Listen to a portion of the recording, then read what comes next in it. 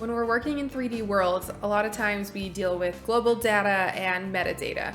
So what echo3D has done is made it easy to edit, add, modify this type of information through the echo3D console, and I'm going to show you how to use it. So as far as terminology goes, the data entry is a pair of one key and one value. So for example, you have scale and your value is 2. The global database refers to information that we want to store project-wide. It's on a project level and it applies to everything that's inside of the project. For example, if you do have scale set to 2, then everything will be doubled inside of your project. Metadata, on the other hand, applies to just an individual content entry. This is what it looks like in your console when you have 4 of them in a row. The way to access the metadata is if you go to your echo3D console, you'll see each of the cards, each of the assets that you've uploaded. On the top right, there is a little arrow. Click on that, the card will flip over, and here is what you'll see. This is where all the metadata can be added and edited. And when you click over here on the plus sign, it's going to give you a drop down of several options, anything from scale to X angle, you name it. You can even create your own metadata info.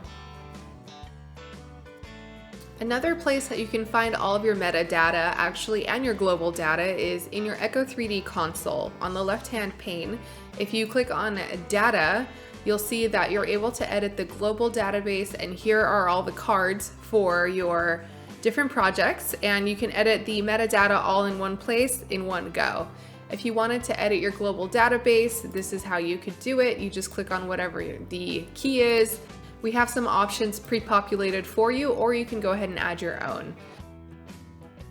If you're not sure what kind of data you can use, you'll see on the top right, there is an option to read more. This is going to give you different keys that you can use. It's a fantastic resource.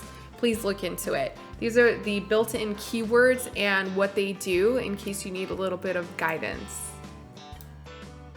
And if you wanted to download all of your entries, you can do that by clicking this download icon, which is right over here.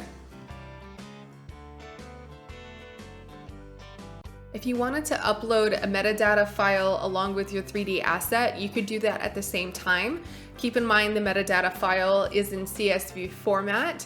So all you would have to do is when you go to cloud, you would upload both of the files at the same time. And this is a sample of what the CSV should look like. Very simple, very straightforward. These are your keys and these are your values. We also have a sample metadata file in our documentation if you'd like to check that out, and I will link that as well.